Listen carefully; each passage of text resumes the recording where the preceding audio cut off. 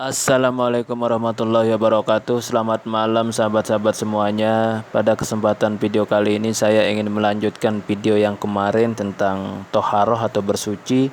Sekarang yang akan saya coba bahas yaitu najis dan cara penyuciannya. Tiga kategori, tiga pembahasan yang akan kita bahas pada malam hari ini. Yang pertama tentang pengertian najis, yang kedua benda-benda najis, terus yang ketiga itu yang C, cara membersihkan benda najis. 3 poin ini kita akan bahas pada malam hari yang berbahagia ini. Baiklah, langsung saja kita mulai. Tapi sebelum kita mulai, untuk pembahasannya saya ingatkan yang belum subscribe silahkan subscribe. Dan saya ingatkan tolong ditonton, disimak dari awal sampai akhir video ini biar tidak gagal paham, oke? Baiklah, yang pertama itu apa sih najis itu? Nah, najis itu sendiri berasal dari bahasa Arab, sahabat-sahabat, yang mengandung arti sesuatu yang kotor atau tidak bersih. Sedang menurut arti syara ialah sesuatu yang mencegah syahnya sholat. Nah, begitu sahabat-sahabat, sesuatu yang mencegah sahnya sholat itu menurut syarak, sahabat-sahabat.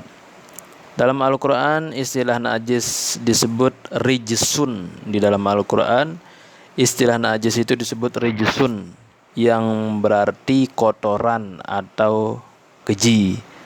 Hal ini dapat kita lihat pada firman Allah Subhanahu wa taala di dalam Al-Qur'an surat Al-Maidah ayat 90. A'udzubillahi minasyaitonirrajim. Bismillahirrahmanirrahim. Ya ayyuhallazina amanu innama khamru wal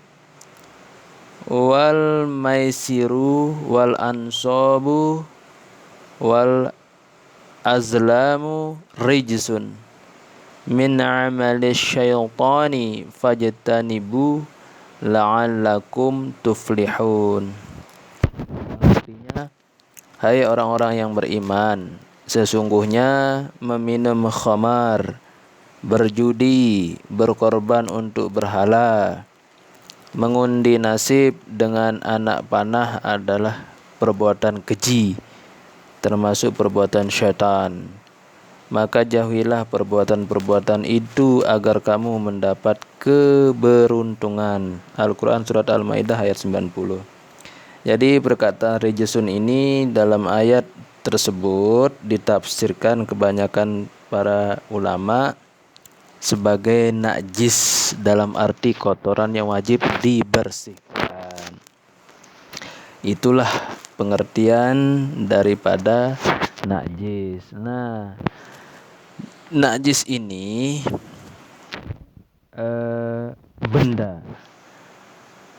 benda-benda najis, benda-benda termasuk najis. Yang pertama itu bangkai binatang. Bangkai binatang darat yang berdarah sewaktu hidupnya adalah najis. Allah Subhanahu wa taala berfirman di dalam Al-Qur'an surat Al-Maidah ayat 3. Hurrimat 'alaikumul maitatu. Diharamkan atas kamu bangkai. Nah, begitu sahabat-sahabat.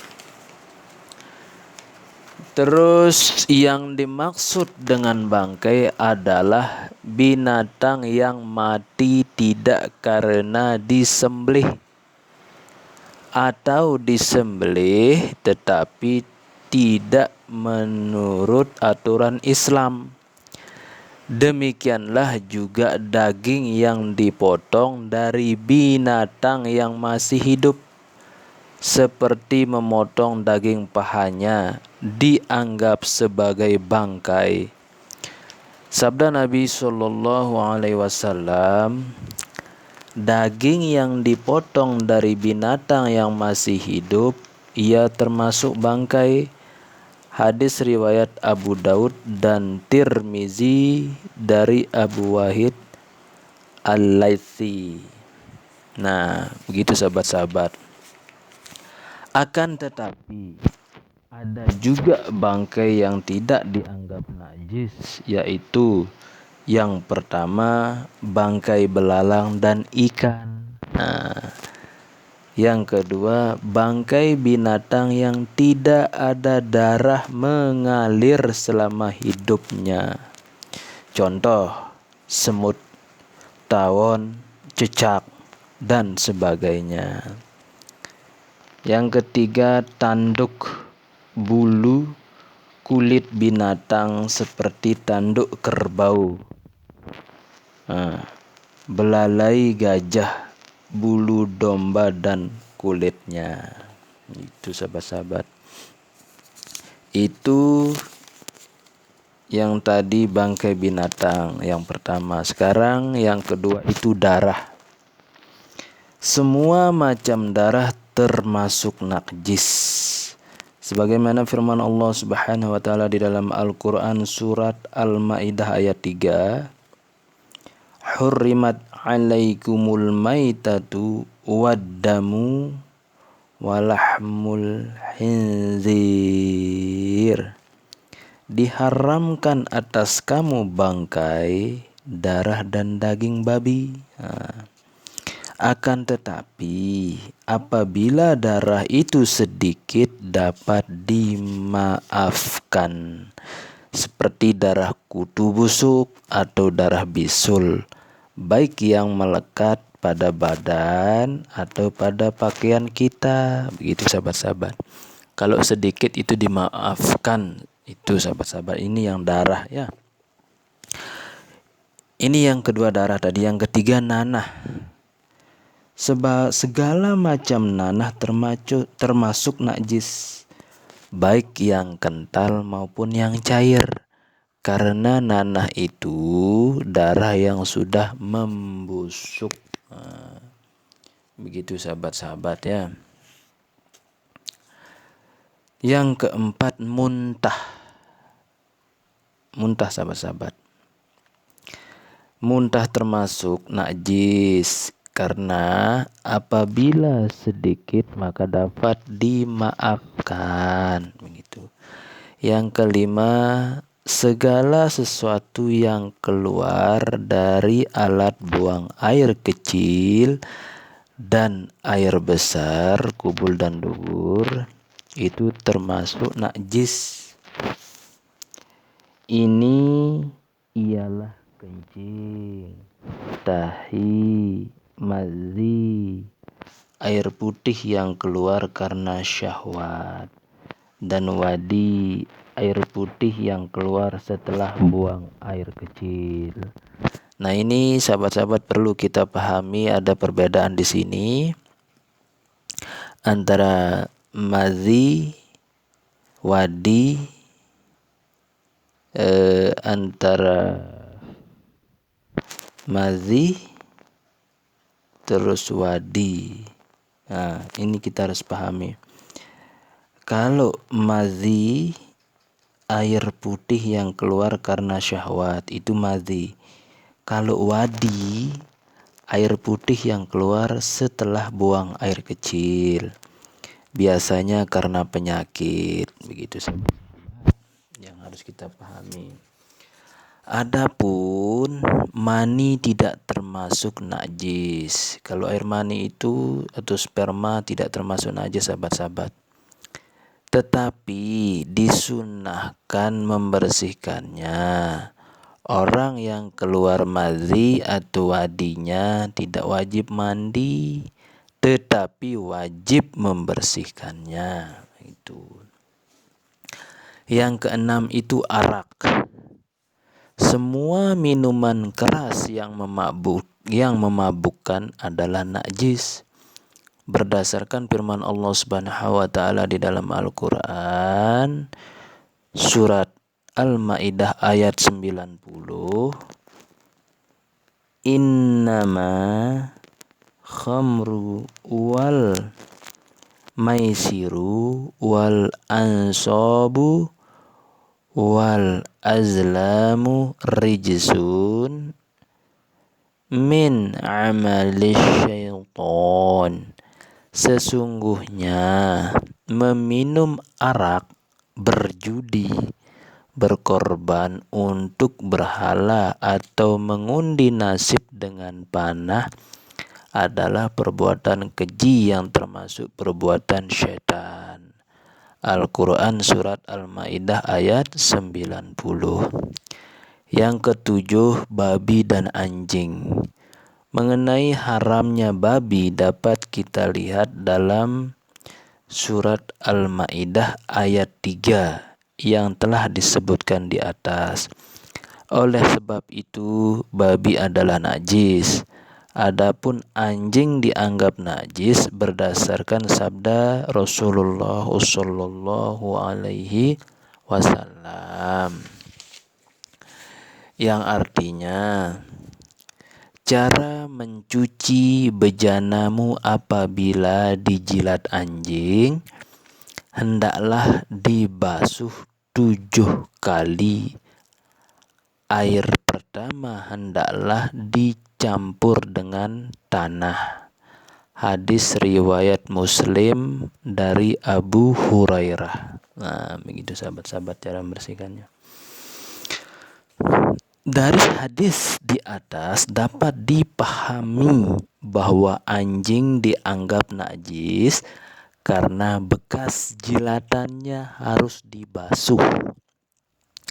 Namun demikian, ada sebagian ulama yang berpendapat bahwa anjing itu tidak najis karena ada ayat Al-Quran yang menegaskan, Pakulu mimma amsakun alaikum. Nah, yang artinya, maka makanlah dari apa yang ditangkapnya anjing untukmu. Al-Quran Surat Al-Ma'idah ayat 4. Ayat tersebut memberi isyarat kepada kita bahwa binatang yang ditangkap oleh anjing buruan boleh dimakan tanpa disuruh mencuci terlebih dahulu. Sedangkan binatang tersebut tentu bergelimang dengan air ludah anjing yang menangkapnya. Oleh karena itu, terkadang kita jumpai di antara sebagian orang Islam yang mengikuti pendapat ini yang memelihara anjing, baik dipergunakan untuk berburu maupun sebagai binatang peliharaan, sekaligus sebagai penjaga rumah. Nah, begitu sahabat-sahabat pengertiannya. Nah, sekarang bagaimana caranya kita untuk membersihkan? Nah, cara kita untuk membersihkan benda-benda najis yang telah tersebut di atas.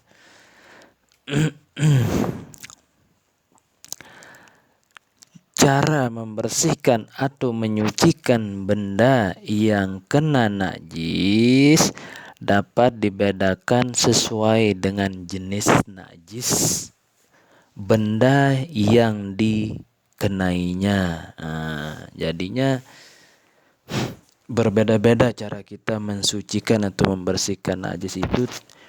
Nah, tergantung dengan najis apa itu dulu, begitu sahabat-sahabat.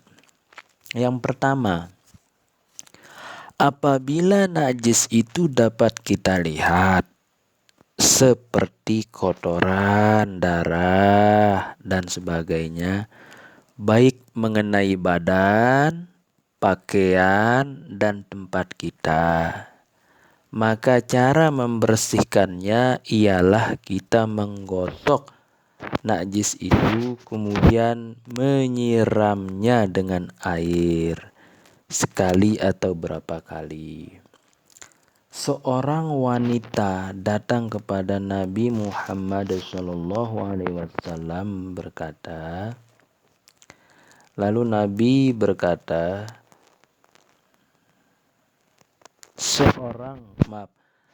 Maaf sahabat-sahabat, seorang wanita datang kepada Nabi dan berkata, salah seorang di antara kami terkena darah haid. Bagaimana cara membersihkannya?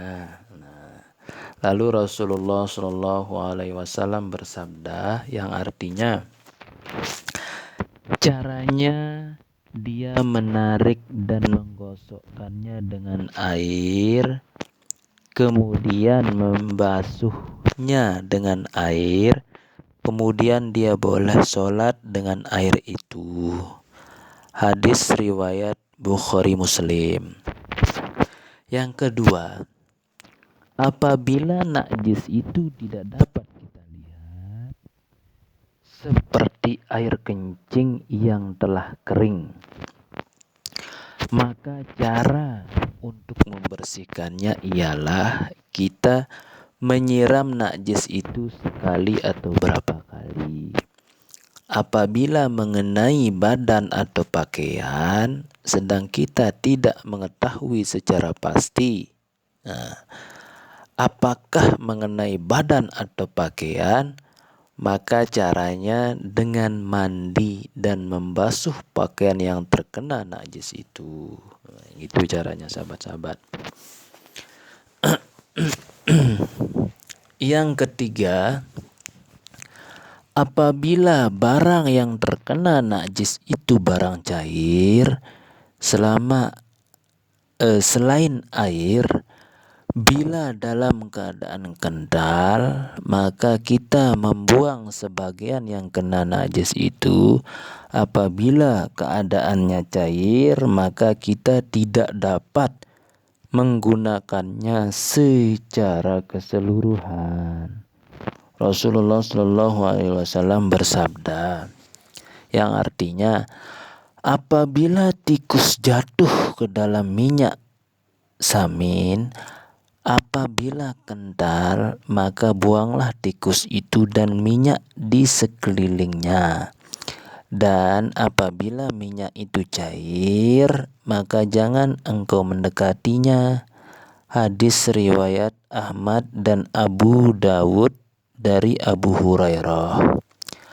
Yang keempat, membersihkan tanah yang kena najis ialah dengan menuangkan air di atas tanah itu.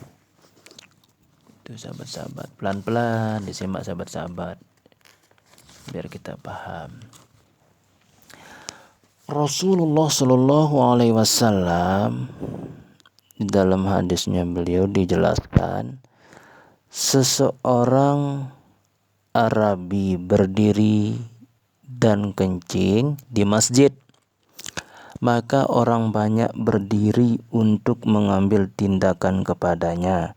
Maka Nabi bersabda, biarkanlah ia dan tuangkan pada kencingnya itu 1 ember atau 1 timba air. Sesungguhnya engkau sekalian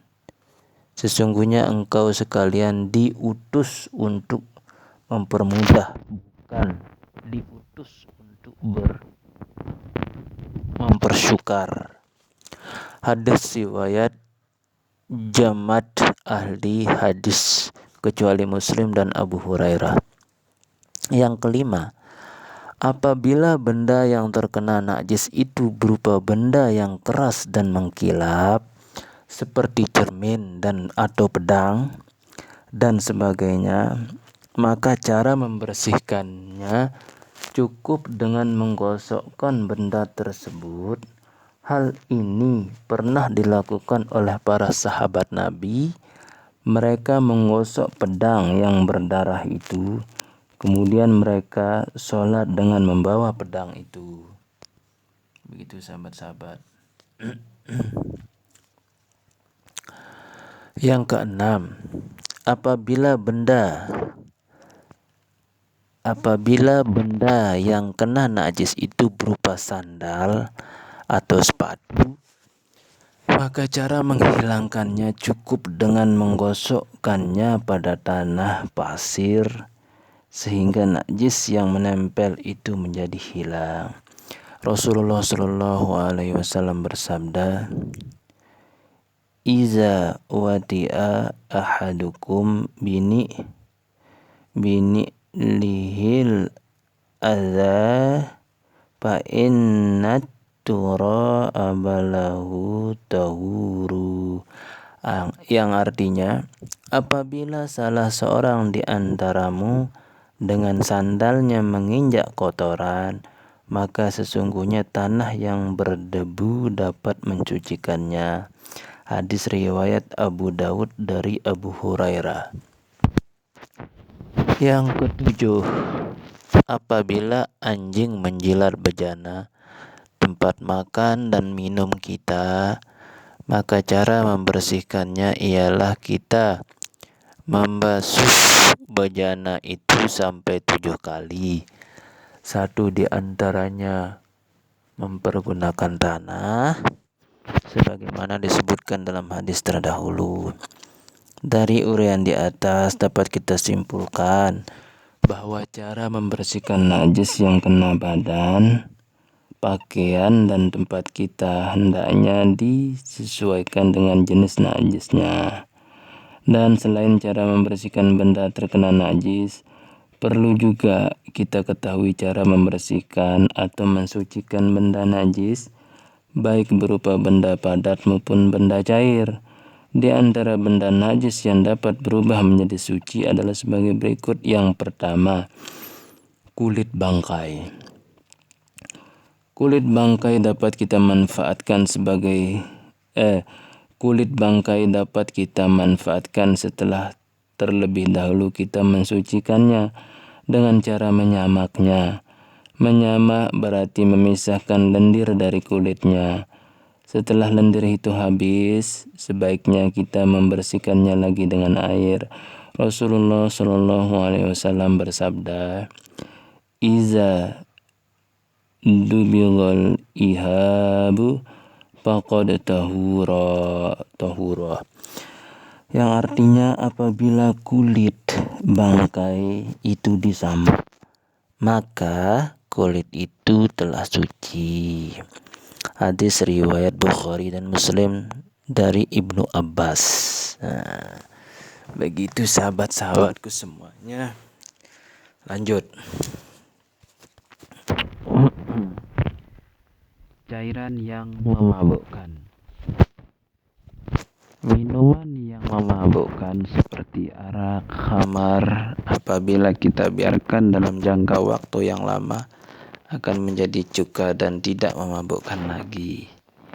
Jadi dibiarkannya arak menjadi cuka ini merupakan cara alamiah untuk mensucikannya. Untuk itu kita tidak dibenarkan memasukkan benda-benda kimia seperti obat untuk mengubah keadaan arak menjadi suci. Nah, begitu sahabat-sahabat. Pelan-pelan disimak sahabat-sahabat ya, biar tidak gagal. Begitulah dulu sahabat-sahabat video kali ini, semoga bermanfaat. Begitu sahabat-sahabat, 3 poin ini kita bahas, nanti kita akan bahas video selanjutnya. Saya ingatkan kembali sahabat-sahabat yang belum subscribe, silakan subscribe dan tolong ditonton dari awal sampai akhir biar tidak gagal paham. Kalau ingin ada yang ditanyakan, silakan tanyakan di kolom komentar sahabat-sahabatku semua yang baik hati. Baiklah, kurang dan lebihnya saya mohon maaf. Wabillahi taufiq wal hidayah. Wassalamualaikum warahmatullahi wabarakatuh.